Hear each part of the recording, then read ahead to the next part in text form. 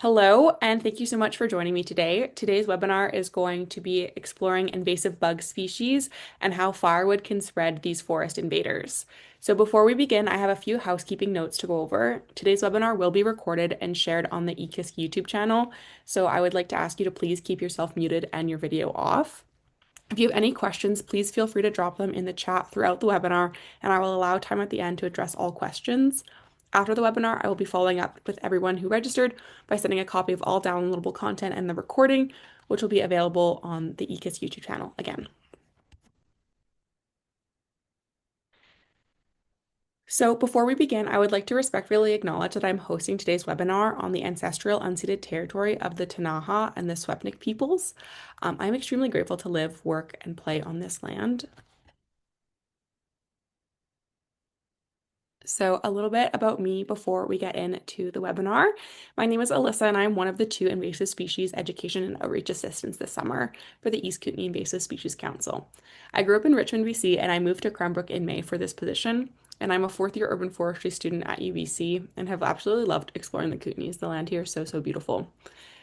My goal at the end of my degree is to integrate sustainable design in urban forestry to increase biodiversity and create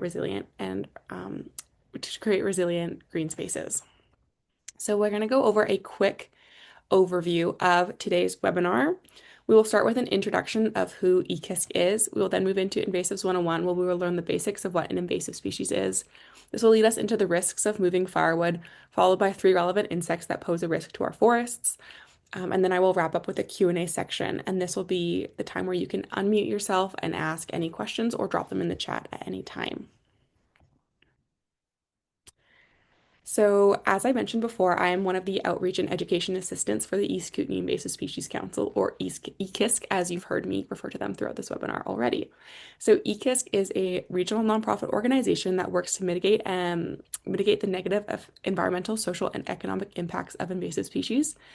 We go about mitigating invasive species in a variety of ways. We use a social media and monthly e-newsletter to bring awareness to local invasives. We work with land managers to coordinate the management of invasives, and we host webinars, outreach booths, and courses to educate and prevent the spread of invasive species. So eKisk is split up into 2 major categories. First, we have our education and outreach crew. This is me, Cass, and then our lovely education and outreach manager, Brittany. So Cass and I go all around the East Kootenays hosting and attending events that spread information about invasive species. Some of the events that Cassidy and I have been a part of are co-hosting community weed pulls, outreach booths at farmers markets, boat launches, and also leading lessons at elementary schools, summer camps, and libraries. We then have our field crew. These guys are the boots on the ground working towards managing the spread of invasives. The field crew does inventories to collect data on which invasives are in the area, does treatment and control using a variety of methods, including mechanical, chemical, cultural, and biological. And one of my favorite days this summer was actually spent with the field crew. We went villager sampling all over the East Kootenays, and it was amazing. It was so much fun, but it was also extremely hard work. So these guys really are the best. So, a little bit about invasives, invasive 101. So, what is an invasive species? An invasive species is an organism that has been introduced to an environment where it is not naturally found. These organisms are typically introduced by people either accidentally or intentionally. Now, not all introduced species are classified as invasives. An invasive species is introduced to an area and it causes harm to either the economy, the environment, or society. Some examples of harm to the environment include invasive species outcompeting a native species, altering habitats, introducing diseases, and altering the food chain. Some examples of economic harm include damaging crops, harming industries like forestry, fishing, or tourism, and some invasives like Japanese knotweed can even damage infrastructure. Some examples of how invasive species can harm society include impacting recreational activities like biking, hiking, or boating, or affecting human health. Some invasive species are toxic if ingested, or can even have mild effects like itching, and more severe effects like large burns. An example of this is wild parsnip. If you get some of this plant sap on your skin and it is exposed to the sun, large burns and blisters will appear.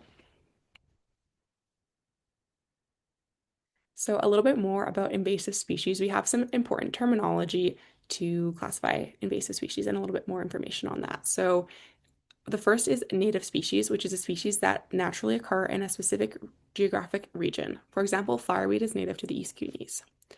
Then we have invasive species, which are species that are introduced to an area and cause harm to the environment, economy, or society. There are also introduced species, which are species that are brought to an area and are living outside their native range. However, the big difference is between an invasive and an introduced species is that invasive species are causing harm to people, the environment, or the economy, whereas an introduced species is not.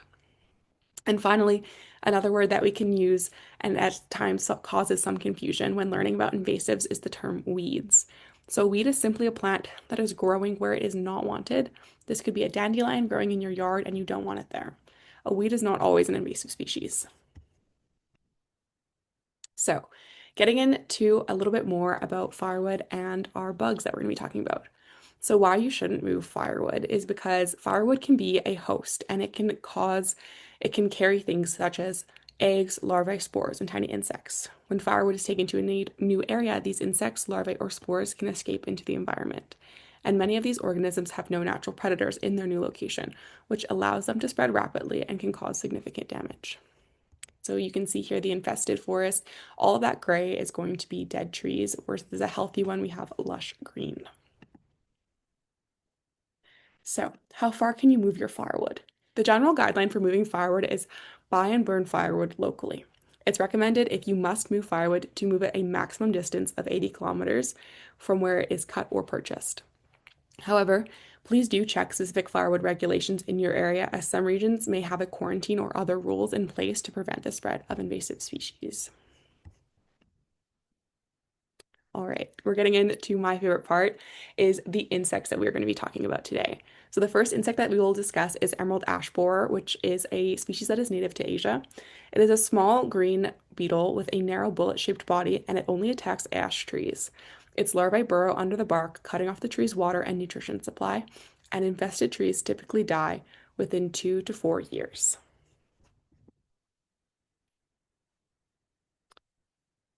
So, emerald ash borer spreads primarily through the movement of infested firewood and untreated wood materials. The females lay eggs in bark crevices and its larvae tunnel into the cambium layer of the tree.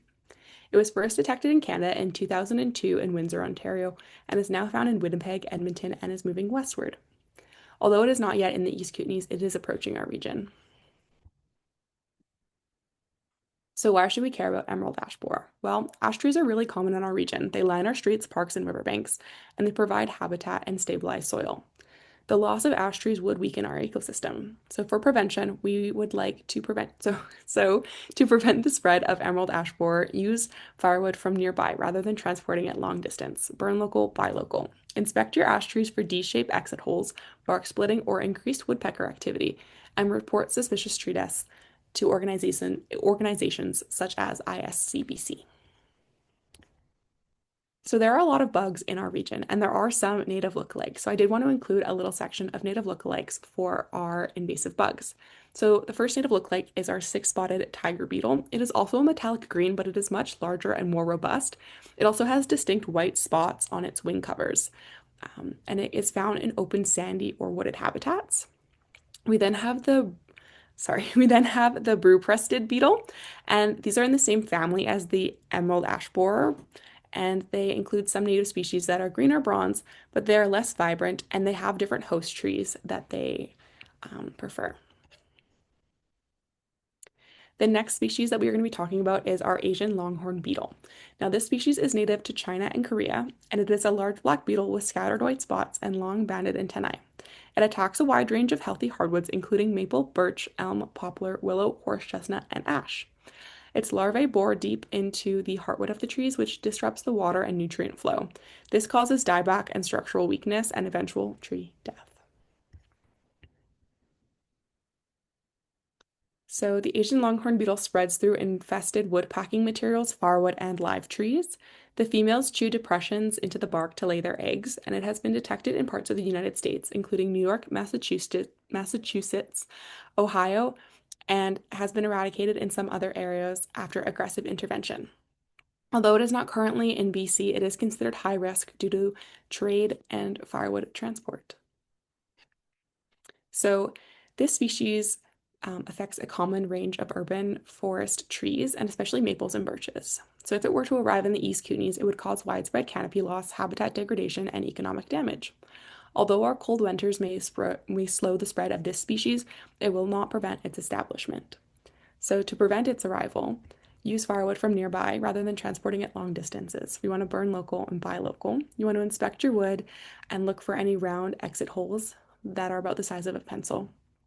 And then you also want to check for sawdust-like remnants around the tree base or in branch crotches and watch for oozing sap and canopy dieback and report suspicious tree deaths to organizations such as ISCBC.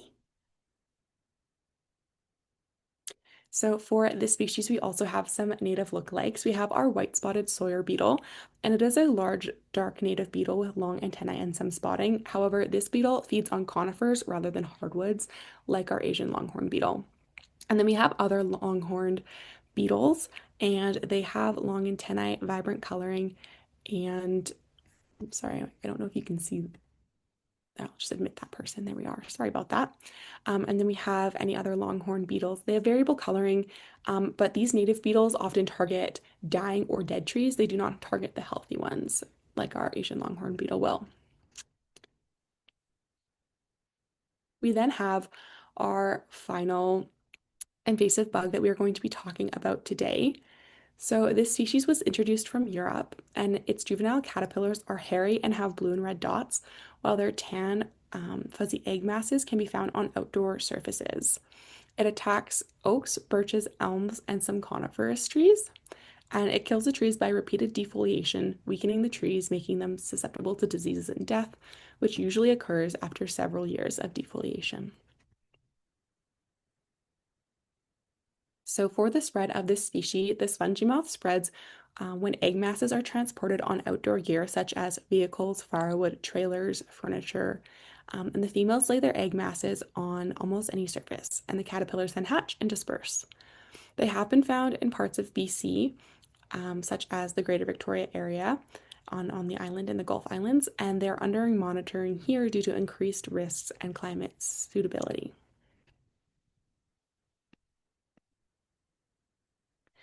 So why care? The spongy moth causes heavy defoliation that damages native trees and reduces tree health, canopy cover, and lowers biodiversity.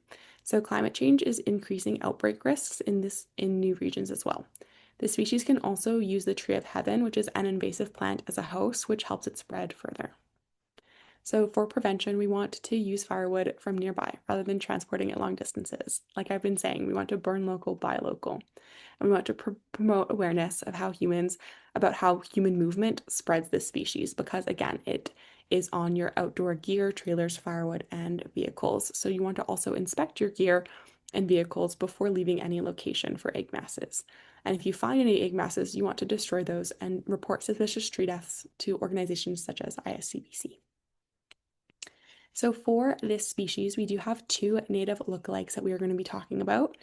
We have our eastern tent caterpillar. This has white stripes down its back and lacks the colored dot pattern of the spongy moth caterpillar, and it builds visible silk nests in tree branches. We then have our forest tent caterpillar, and this has keyholes or footprint-shaped white spots down its back, and it does not build silk nests and is often mistaken for the spongy moth caterpillars when seen in large groups. However, these guys are native. So let's talk about the relevance to the East Kootenays. So why are we vulnerable? The East Kootenays have a high diversity of tree species and intact forests. We are very, very lucky to have such beautiful outdoor spaces. And we are also a hotspot for tourism, recreation, and we have many visitors who come bringing firewood with them. We have some beautiful campgrounds. And our forests in our region is closely tied to water quality, wildfire risk, and biodiversity. So what can you do? The best practice is to burn local, buy local, which I have been saying today. This is by only using firewood that is sourced within the region where you are camping. If you're bringing it camping, purchase fire. If you are going camping, purchase firewood near your destination and do not bring the leftovers home. Before leaving, make sure you clean before you go. So check your RVs, trailers, and gear for insects or egg masses and scrape and destroy off any suspicious material. And keep your eyes open. Report any possible sightings to ISC BC. So we want to spread the word, not the bugs. So you can also share the don't move firewood message with friends and fellow campers. If there's places that you can post signage in your camp areas, take that opportunity and spread the word there, and encourage campsites to provide local firewood so that you're not having to bring anything in, even if you're sourcing it from nearby. So thank you so much for listening today. I greatly appreciate your time and support. If you have any further questions or are interested in booking educational opportunities with EKISC, feel free to email Brittany, our Education and Outreach Manager. And we also, yes, feel free to email Brittany, our Education and Outreach Manager. And we also have our social medias and different links right there for you. So now